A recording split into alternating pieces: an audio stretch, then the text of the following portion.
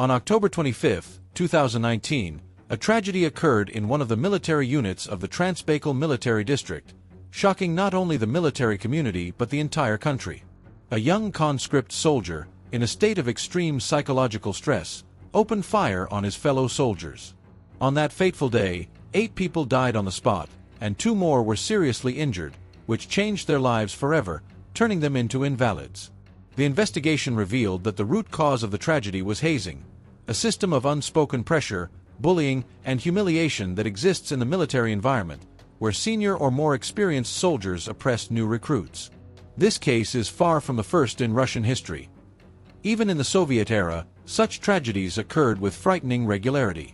On February 23, 1987, a day symbolically considered a holiday for the Soviet Army and Navy, internal troops Private Archuras Sokolauskas shot several people at once. 5 fellow soldiers, as well as the guard commander, his assistant, and even the train conductor. The reason for this was also constant bullying and humiliation by his colleagues, which the authorities either turned a blind eye to or tacitly encouraged. This story went down in history as one of the most resonant examples of what impunity and indifference to human dignity can lead to. Unregulated relationships, or, as they were more commonly called among the people, hazing, occur in one form or another in many armies around the world.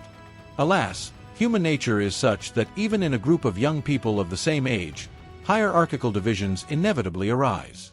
Some join the army barely having left their families, while others already have life experience and have learned to get by in harsh conditions.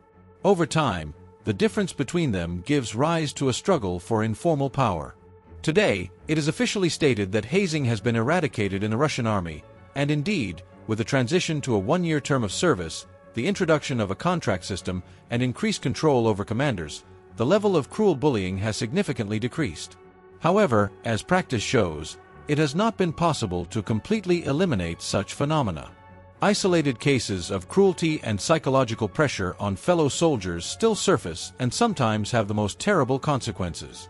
This is what happened at military unit number 54160 in Transbaikalia. The investigation team reconstructed the events of that terrible day, October 25, 2019, minute by minute.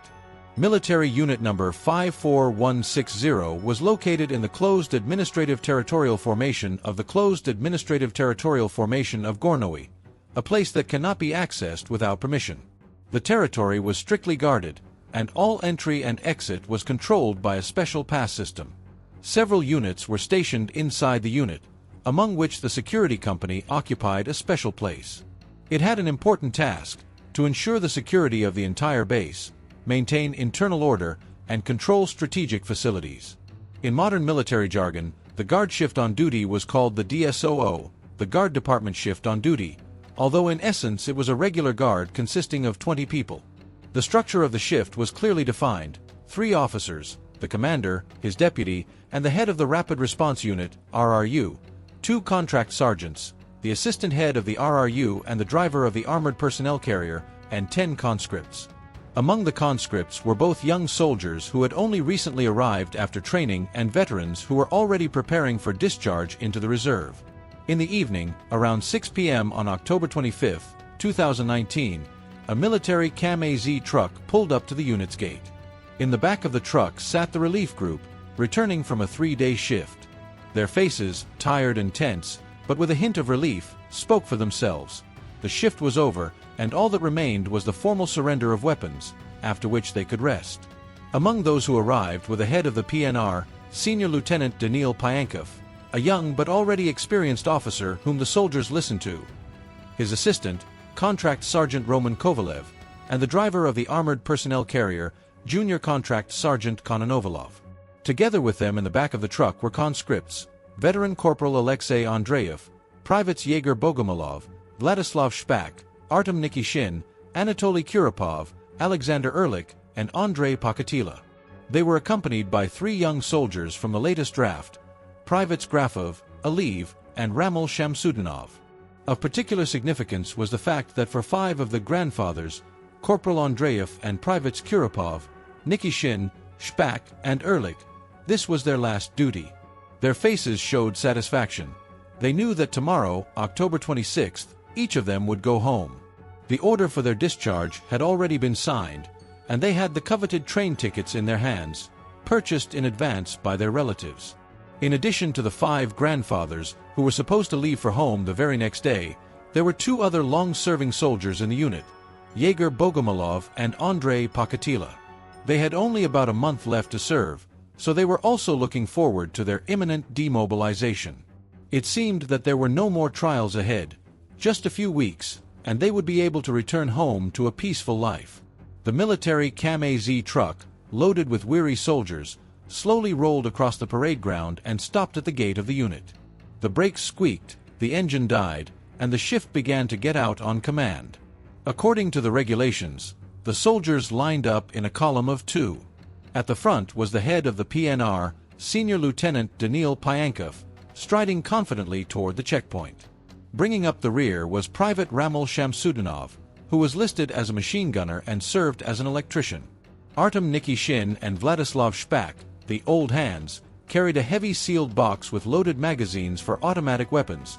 According to tradition, the most experienced soldiers were responsible for carrying it. The guard duty system worked as follows. Before going on duty, each soldier received 4 magazines and a set of cartridges from the armory, after which he was required to load them himself. The loaded magazines were handed over to the KPDSO, Guard Duty Training Complex, warehouse, where they were sealed in metal boxes. Duty was always performed with personal weapons and full equipment. A helmet, bulletproof vest, gas mask, and bag with an L1 chemical protection suit were required for each soldier. However, the ammunition was locked in a box. In this way, the Army minimized the risk of emergencies. At the end of the duty, the magazines were unloaded and returned to the weapons warehouse. The KPDO complex was a strictly restricted area on the territory of the unit. It was an area of approximately 185 meters, paved with heavy concrete slabs and surrounded by a high mesh fence. Inside, there were specially equipped training areas for personnel training and instruction. One such facility was Training Area Number 3, a massive iron table for equipping and unloading magazines, 2 meters 76 centimeters long and about 80 centimeters wide. It was here that all the main activities during the handover of duty usually took place. Pyankov's column entered the KPDSO through a narrow gate in the fence. The soldiers marched steadily, tired but satisfied that another shift was behind them. Each soldier wore a bulletproof vest, a helmet, and carried an automatic rifle, to which sealed magazines had been attached just a short time before. The air was filled with the smell of wet iron and the acrid smoke of diesel fuel from the equipment stationed nearby. Officers responsible for handing over and receiving the shift were already waiting for them on the platform. Captain Vladimir Evseev, a strict but fair officer, closely monitored the process and maintained order. Next to him was his deputy, Senior Lieutenant Medvedev, who was to help record the disarmament and check that everything was going according to the established instructions. Their task was crystal clear: to ensure discipline and see that the weapons handover procedure went smoothly.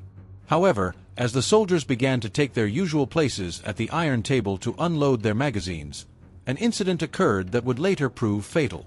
Senior Lieutenant Medvedev, Captain Yevseyev's deputy, briefly left the site. He needed to take his service weapon to headquarters and complete the handover formalities. This decision proved to be fateful. It was this decision that would save his life, because in a few minutes the entire KPDSO site would turn into a battlefield. Everything began as usual. Senior Lieutenant Daniil Pyankov, who was in charge of the shift handover, opened the sealed box containing the ammunition. The soldiers lined up on both sides of the table as usual, noisily taking their seats and grabbing their automatic rifles. He began to hand out 4 magazines to each soldier, carefully placing the loaded magazines on the cartridge holders. The soldiers knew from experience that the procedure had been rehearsed dozens of times. Everything happened almost automatically. The attention of the officers and soldiers was focused on the process, and no one noticed one seemingly minor detail. Everyone's automatic rifles hung behind their backs, secured to their belts as required by regulations, while Private Ramil Shamsudinov, standing at the far end of the table by the emergency exit, held his rifle in his left hand, in the ready position. When the distribution of magazines was complete, Pyankov gave the standard command, "Unload." For most of the fighters, this was even a kind of competition. There had long been a tradition in the army to unload magazines as quickly as possible to see who could empty their cartridges onto the iron table the fastest. This peculiar element of excitement distracted them from fatigue and made the routine less tedious. Shamsudinov knew this very well. However, unlike his colleagues, who stacked their magazines in piles, he laid his out in a row. It was faster and more convenient to grab them one after another. No one paid any attention to this, as everyone had their own tricks. There was a characteristic ringing sound as the first cartridges fell onto the iron table, hitting the surface and scattering in all directions. At that very moment, Shamsudinov abruptly raised his automatic rifle to chest level. His movements were precise and confident. In a matter of seconds, he attached the first magazine, jerked the bolt sharply, took 2 steps back to move away from the table and cover the firing sector, and, without hesitation, opened fire on his colleagues with a short burst. The metallic clang, the clatter of falling shell casings, and the sharp flashes of gunfire broke the usual silence of the KPDSO. Anatoly Kurapov was the first to come under fire. He didn't even have time to understand what was happening before he collapsed onto the concrete slab. Next was Andrei Pakatila, who instinctively tried to jump aside. Almost immediately, it was Aliyev and Alexander Ehrlich's turn. Their heavy bulletproof vests did not save them. The automatic weapon was firing at point-blank range, and its penetrating power was too great. The next victim was Grafov, one of Shamsudinov's close acquaintances, with whom he had started his service during training. Later, at the trial, Ramel would say that it was his death that was the hardest for him to bear. Pyankov himself, who was in charge of the shift change, was wounded. A bullet grazed his shoulder, and he fell, losing consciousness. Shamsudinov, as he would later explain, did not see the faces of his victims at that moment. Everything happened on a mechanical level. He only noticed the flashes and sparks from the bullets hitting the bulletproof vests, but did not realize who he was hitting. At the trial, he would claim, "I didn't want to hurt Grafov. I didn't even see him at that moment. I sincerely regret that it turned out that way." When the first magazine was empty, Ramel Shamsudinov quickly unclipped it and threw it directly onto the concrete slab. The clang of the falling metal merged with the echo of the recent shooting. Without wasting any time, he stepped over to the table where the rest of the magazines were lying, grabbed the second one, and confidently inserted it into the machine gun. The metal clicked into place, the bolt jerked, and in the same second, he turned toward another group of colleagues. A volley of shots rang out from the left. Private Artem Nikishin was the first to fall. The bullets pierced his bulletproof vest at point-blank range. He was followed by Yegor Bogomolov. He still managed to raise his hands in a desperate attempt to cover himself, but it didn't matter anymore. The third to fall was Corporal Alexei Andreev, then Vladislav Shpak and Contract Sergeant Roman Kovalev. They didn't even have time to realize what was happening. It all happened in a matter of seconds. The last in this chain was Captain Vladimir Evseev, who was watching the process of handing over ammunition at the edge of the training ground. At first, he was hidden from the shooter and therefore avoided the first shots, but as soon as Shamsudinov noticed him, a well-aimed burst of fire caught up with him too. Evseev collapsed without taking a step. After that, the shooter turned his automatic weapon toward Officer Pyankov, who was already wounded in the shoulder and lying on the ground. Ramel fired several aimed shots, as if to make sure that he would not get up again. At that moment, the second magazine ran out of ammunition again. With cold mechanical precision, Shamsudinov inserted the third magazine. The shooting continued. Miraculously, among all this bloody carnage, Contract Sergeant Konovalov, the driver of the armored personnel carrier, remained alive. He was standing just one person to the left of the shooter, but none of the bullets hit him. Realizing his chance for salvation, Konovalov rushed to the side and hid behind some wooden counters that happened to be nearby. Ramel did not linger. Moving towards the exit of the KPDO, he fired one more control shot at Yevsayev and Pyankov, who were already lying on the ground. He later admitted that he had only seen Yevsayev twice in his life, but that did not stop him from finishing off the officer. At that moment, the magazine was empty again, and the shooter wasted no time in returning to the table for a new one. While he was removing the empty magazine and preparing to insert the next one, something unexpected happened. Corporal Andreev, who, being wounded, had pretended to be dead and had been lying motionless all this time, suddenly jumped up and rushed to the gate. His chances of escape were slim, but he tried anyway. He managed to cover only about 5 meters when Shamsudinov raised his automatic rifle, pulled the trigger, and caught up with the runner with a short burst of fire. The bullet struck Andreev in the back, and he collapsed near the exit, just a few steps short of safety. The last shots had barely faded away when another soldier came to life on the other side. It was Private Bogomolov, who had been lying behind Shamsudinov. He also made a desperate attempt to escape. He jumped up sharply and, zigzagging, rushed deep into the command post, trying to hide behind the shields. My heart skipped a beat with hope, but the shooter was faster again.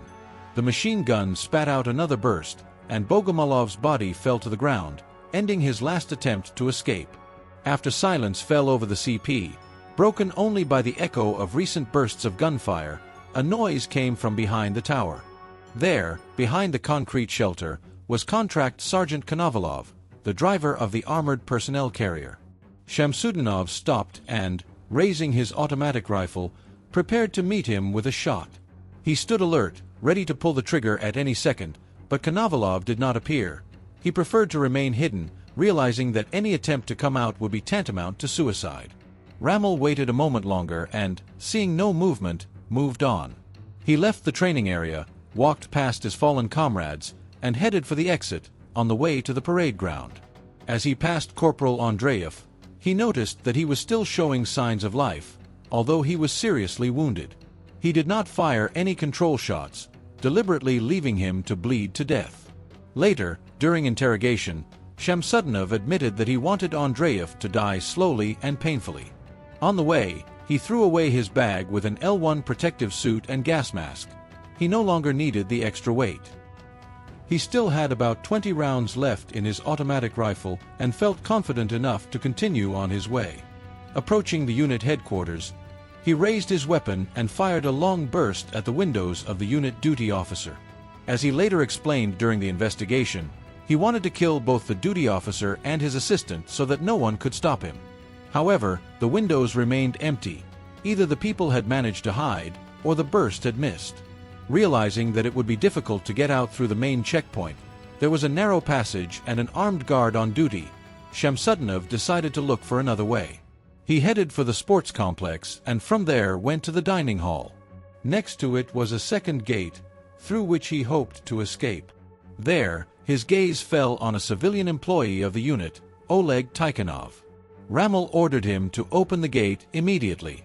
Tikhonov, without losing his composure, replied that he had to go inside to get the keys. He went into the dining hall and, instead of returning, simply locked the door from the inside, leaving the shooter outside. Shamsudinov stood in front of the door for a while, but did not shoot the civilian. He turned and walked further along the fence, trying to find a way out.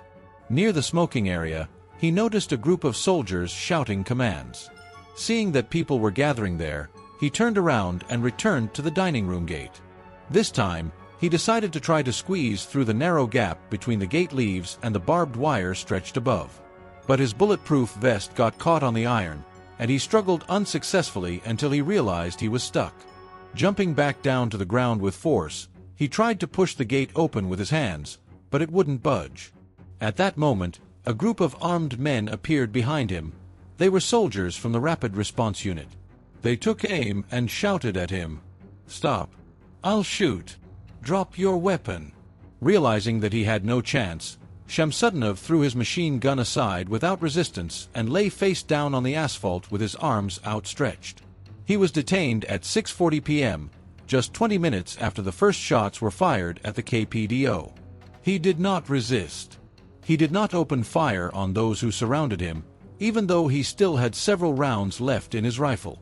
Captain Vladimir Evseev, Senior Lieutenant Daniil Pyankov, Contract Sergeant Roman Kovalev, and Privates Andrei Pakatila, Igor Bogomolov, Artem Nikishin, and Anatoly Kurapov died at the scene of the tragedy. Corporal Alexei Andreev, seriously wounded in the chest and abdomen, was still alive when he was carried to the medical unit. However, the doctors were powerless to save him, and he died of his wounds an hour later. The fate of the others varied. Privates Vladislav Shpak and Alexei Grafov, who miraculously survived, were rushed to the hospital. Later, they were transferred to specialized clinics in Moscow. Shpak fought for his life for a long time, underwent several operations, and then underwent lengthy treatment and rehabilitation. As a result, he was declared disabled. Grafov, who was shot in the head, fell into a coma for almost 2 months. His condition seemed hopeless, but he still came out of the coma. However, he did not make a full recovery. He spent another 1.5 years in the hospital, and the consequences of his injury left him disabled for life. Only 2 members of the entire shift, Private Alexander Ehrlich and Contract Sergeant Konovalov, the driver of the armored personnel carrier, were not physically injured. But for them, as for all witnesses to the massacre, the experience was a severe psychological trauma. It was their testimony that later formed the basis of the investigation materials. During his first interrogation, Ramil Shamsudinov confessed to the crime. He openly stated that he had shot his fellow soldiers because of systematic violations of military regulations, harassment, and bullying, which he had been subjected to in the unit from literally the first days of his service. According to him, the bullying began on his 4th day in the unit, as it was an unspoken tradition that new soldiers were left alone for the first 3 days, which were called Golden Days. During the investigation, Shamsudinov gave detailed and comprehensive testimony. He described in detail the situation in the unit, conflicts with his colleagues and command, as well as his state of mind on the eve of the tragedy. According to him, the key reason was the tension in his relationship with the head of the PNR, Senior Lieutenant Pyankov. The conflict between them flared up after Shamsudinov refused to carry out one of the officer's orders. This refusal was perceived as a challenge, after which the pressure on the young soldier only intensified. According to the investigation and Shamsudinov himself, dissatisfaction with the attitude towards him, humiliation and bullying by both officers and contract soldiers with fellow conscripts became the basis for the tragedy. Ramil made no secret of the fact that he had prepared for the crime in advance, thought about how and when to carry out the massacre, and calculated his actions so as to take his colleagues by surprise. His principled position on army life attracted particular attention. In his testimony, Shamsudinov emphasized that he categorically refused to clean the toilet. He explained this by saying that the toilet in the unit was a passageway that was constantly being dirted, and therefore, as he claimed, there was no point in cleaning it. "I refuse to clean the toilet in the army on principle, because it is a passageway and there is no point in doing so," he stated bluntly during questioning. Throughout his service, he said, he always swapped with other soldiers who performed this duty for him. In military unit number 54 to 160, the guard duty system had its own peculiarities. Unlike in Soviet times, when soldiers stood guard for 24 hours, in this unit the shifts lasted much longer, more than 3 days in a row. Thus, Ramil Shamsudinov and his colleagues took up their duty shift on October 22, 2019, at 4:30 p.m. and were only due to be relieved on October 25 at 6 p.m. According to experts, this regime created increased physical and psychological stress on the personnel, as the soldiers were on high alert with weapons in their hands for 3 days in a row, responsible for guarding the facility. Before each shift, strict instructions were followed. All personnel were required to undergo a medical examination by the doctor on duty. All results were recorded in a special log, where the names of the soldiers were listed along with any physical injuries or health complaints. On October 22, the column opposite Ramil Shamsudinov's name read, "No physical injuries." Formally, this confirmed his complete health. However, after the tragedy, during the investigation and medical examination, Ramil was found to have an abrasion on his shin that was 5 to 7 days old. This directly indicated that during the examination on October 22, the medical staff either did not notice the injury or deliberately ignored its presence. The Army paid particular attention to the psychological state of military personnel serving with weapons. According to the regulations, every day before the start of their shift, soldiers must undergo an examination by a military psychologist to ensure their emotional and mental stability. The guard under the command of Senior Lieutenant Pyankov was also subject to mandatory control, but it was here that serious violations were found. On October 22, the unit psychologist, Yulia Astafeva, head of the psychological relief station, did not arrive at the guard post for unknown reasons. Nevertheless, an entry appeared in the log stating that the examination had allegedly taken place. It even stated that Shamsudinov had a second group of neuropsychological stability, which meant that he was deemed fit for armed service. This fictitious entry would later play a key role in the discussion of the responsibility of officials. On October 23, the situation repeated itself.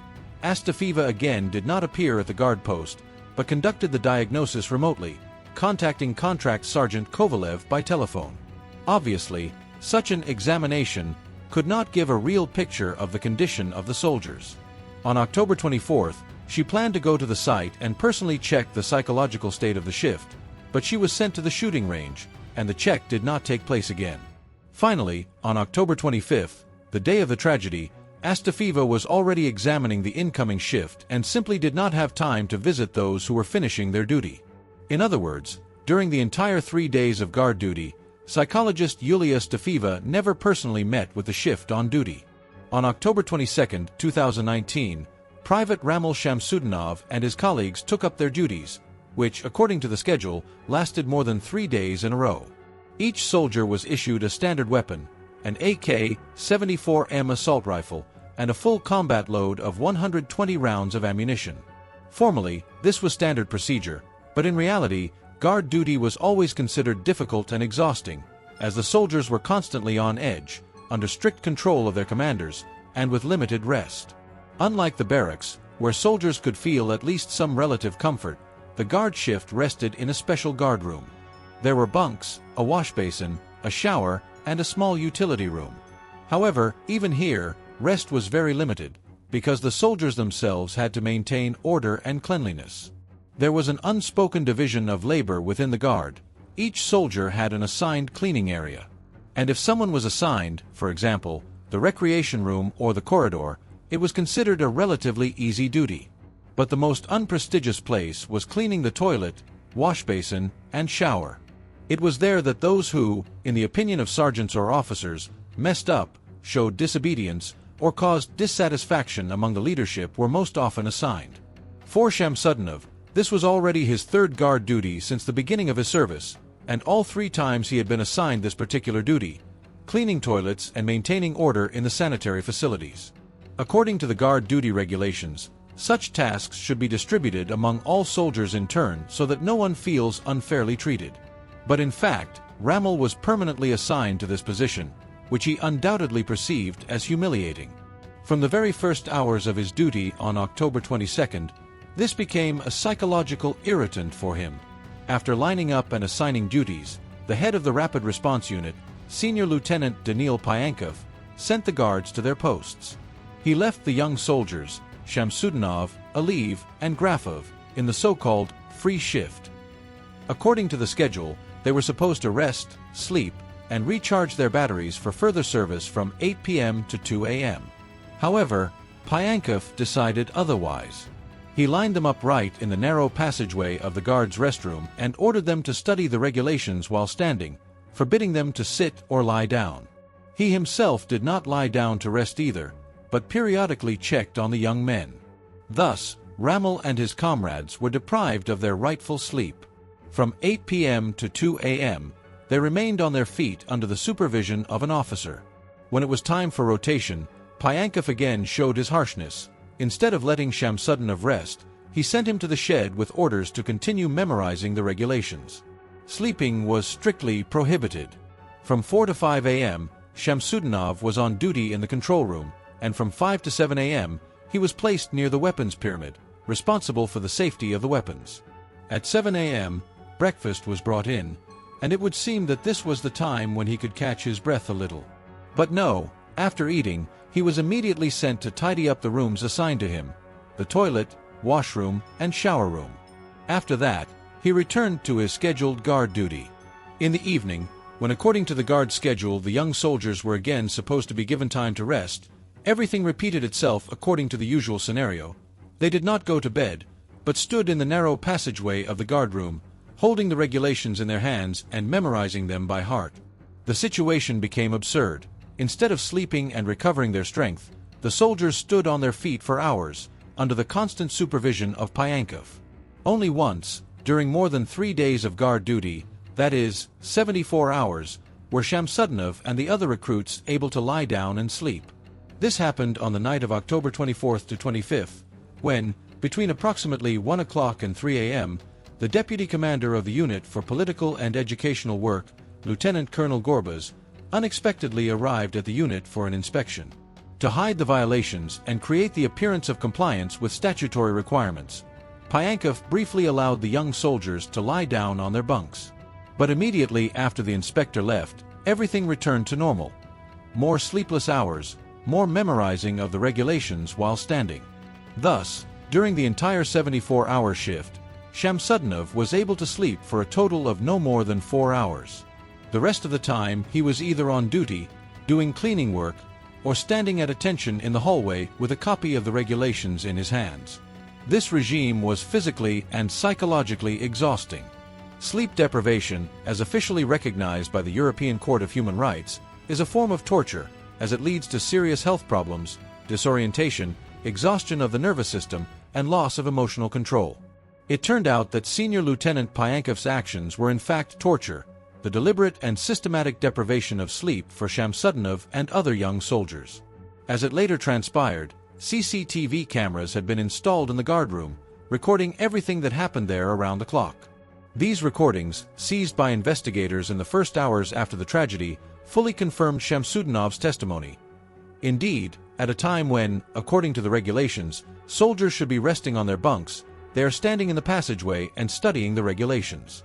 The commanders not only do not prevent such lawlessness, but also clearly encourage it by their inaction. Other important facts were added to the case.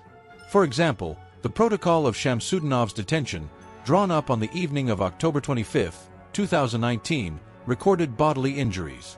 He had a fresh abrasion on the back of his head, which he sustained during his arrest, as well as another one, 5 to 7 days old, on his left shin, measuring about 3 by 8 centimeters. The investigation concluded that this old abrasion was the result of numerous blows with army boots, which Ramel was regularly inflicted by veteran soldier Ruslan Mukatov. This soldier was detained literally on the eve of his discharge, and although he had only a few days left before returning home, instead of a ceremonial discharge, he found himself on trial. The military tribunal found him guilty of gross violation of the statutory rules of interaction between military personnel and imposed a fine. But this case was only the tip of the iceberg. Just 3 days after arriving at the unit, Shamsudinov and other young soldiers began to be beaten. This was done by both senior soldiers and contract soldiers. The situation quickly turned into a system of constant pressure. The younger soldiers were beaten, insulted, and humiliated, while the officers often turned a blind eye to what was happening. Shamsudinov himself later said that he personally tried to ignore the beatings and insults, not to react to every taunt and blow. But not all recruits endured such trials in the same way. Some gritted their teeth and endured in silence, some tried to keep up appearances, and some literally walked around all day looking dejected and depressed, which further encouraged the veterans and contract soldiers to continue their bullying. The humiliation did not stop. It came not only from the contract soldiers, but also from soldiers from earlier drafts, who saw this as a continuation of tradition.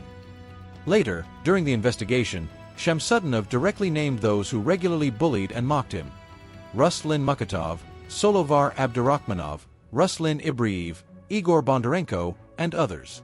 According to Ramel, each of them found a reason to emphasize their seniority and humiliate their juniors. Every time he saw me, Mukatov would punch me in the shoulder or chest, sometimes in the head, or even kick me in the shin with his boot, Ramel recalled. It was a daily ordeal for him. Corporal Andreev, one of the senior soldiers, also actively participated in the bullying. According to eyewitnesses, he systematically forced Shamsudinov to clean the areas assigned to him: the shed, the changing room, and the drying room. If Ramel refused, he was beaten.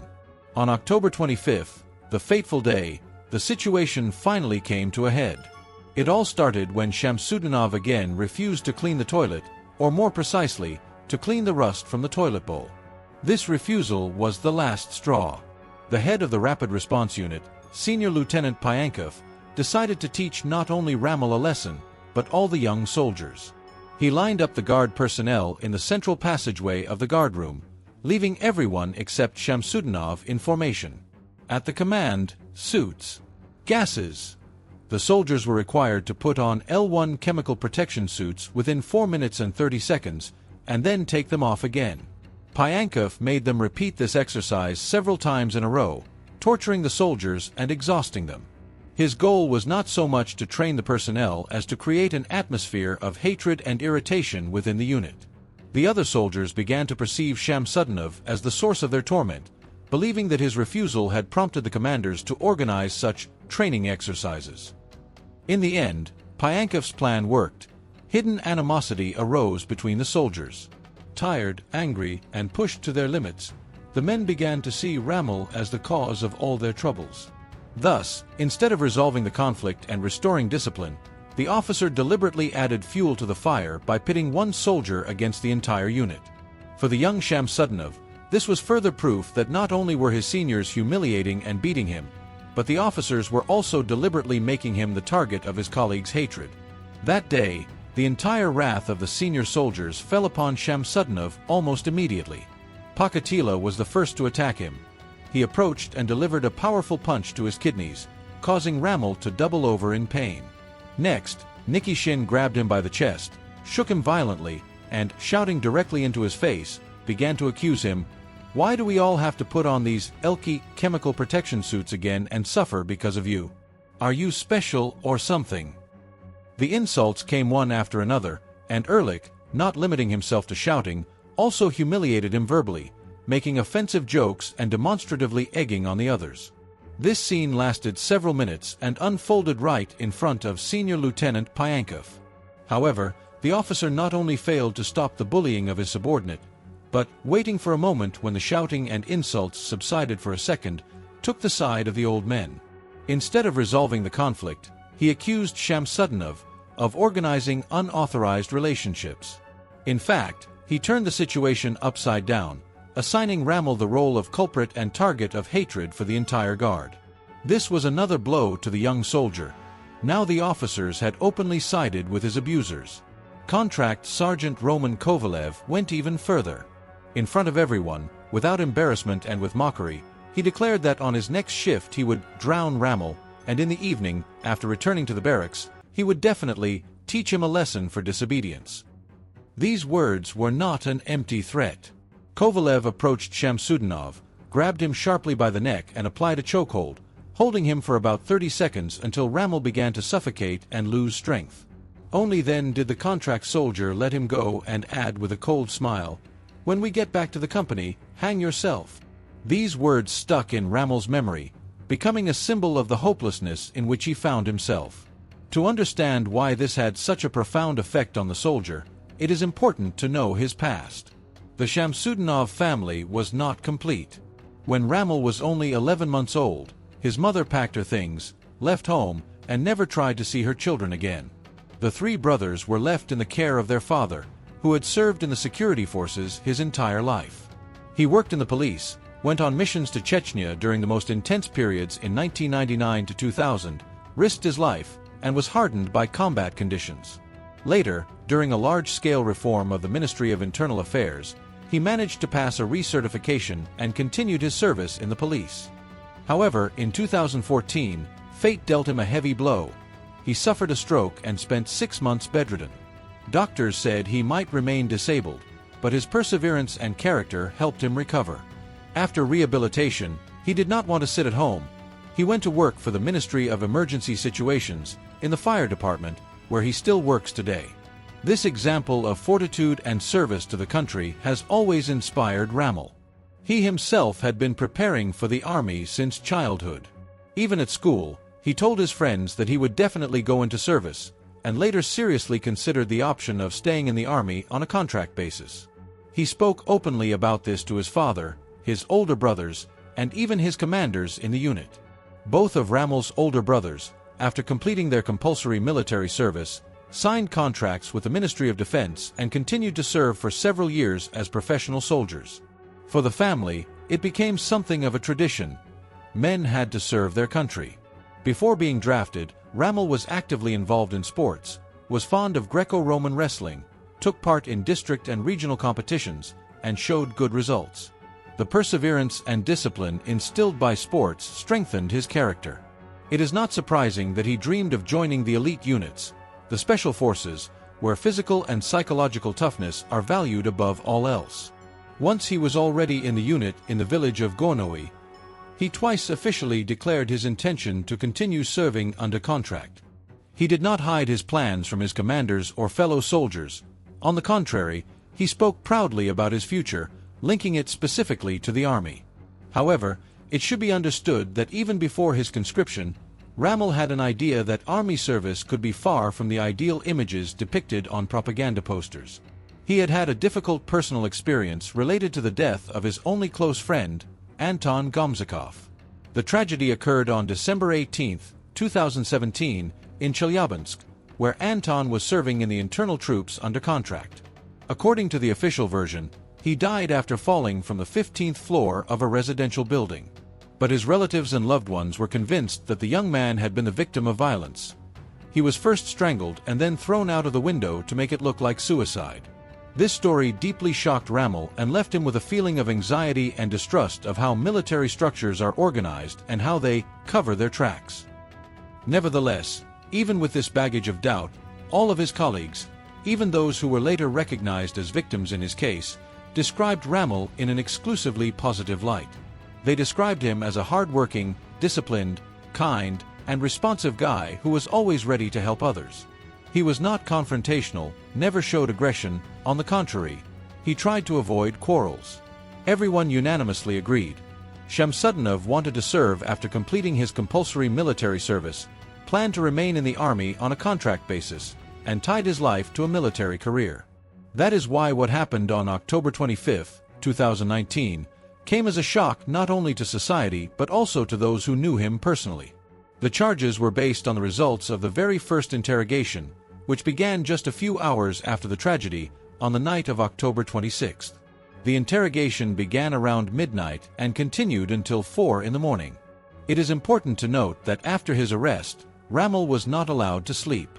At the time of the interrogation, he had been awake for more than 23 hours straight, and in total, he had lost at least 16 hours of sleep over the previous 3 days.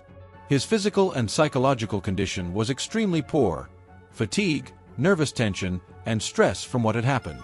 In such conditions, he could have signed any protocol just to end the interrogation. It was in this document that a statement appeared that Shamsudinov had allegedly planned to murder his colleagues in advance, on October 24th or even earlier. Later, Ramel himself and his lawyers categorically rejected this testimony, explaining that the signature had been made in a state of extreme exhaustion and had in fact been extracted by the investigators. Accumulated fatigue, lack of sleep, and constant pressure played their part. He confirmed something that did not actually happen. However, despite all the arguments of the defense, it was Shamsudinov's initial testimony, obtained under conditions of extreme fatigue and nervous tension, that the investigation and the prosecution used as the basis for their case. They were treated as key evidence, even though the lawyers insisted that this testimony had been given under pressure, without adequate rest and in a state of actual exhaustion. One can take different views on this, but one thing remains certain. In the case of the tragedy in the closed administrative territorial formation of Gorny, there is sufficient evidence directly pointing to an extremely dysfunctional situation within the garrison, systematic violations of the rules of conduct, and a lack of proper control by the command. All of this together became the backdrop against which the terrible shooting took place. On December 28, 2020, a jury found Ramel Shamsudinov guilty of murdering 8 colleagues and attempting to murder 2 others. However, the jury considered that he deserved leniency. This verdict was largely a compromise. On the one hand, his guilt in committing the crime was confirmed, but on the other hand, the jury recognized the existence of mitigating circumstances, primarily the non-statutory relations, constant pressure, and bullying to which Ramel was subjected. On January 21, 2021, the 2nd Eastern District Military Court in Chita announced the final sentence: 24 years and 6 months of imprisonment in a strict regime colony, followed by restriction of liberty. The judge emphasized that the sentence took into account the nature of the crime, the personality of the defendant, and the opinion of the jury, which pointed to the need for leniency. Today, Ramel Shamsudinov is serving his sentence in Penal Colony No. 2 in Tyumen. His name has become widely known not only in Russia but also beyond its borders, sparking lively discussions about the state of affairs in the army, hazing, and the real problems of conscript service. Meanwhile, following a large-scale investigation conducted by a special commission from Moscow immediately after the tragedy, Military Unit Number 54160, where Rommel served, was disbanded. The Ministry of Defense did not give official reasons for the unit's liquidation, but according to unofficial sources, it was impossible to remedy the situation. The inspectors identified a whole range of problems, from systemic disciplinary violations to negligence on the part of commanders and the concealment of facts about unlawful relationships. The command of the 12th Main Directorate of the Russian Ministry of Defense, to which the unit was subordinate, decided that it would be easier to disband the unit and distribute its personnel to other units than to try to turn the situation around internally. Thus, the tragedy not only claimed the lives of 8 people and ruined the lives of several others, but also led to the dissolution of an entire military unit, becoming a sad symbol of the fact that army problems cannot be hushed up and ignored.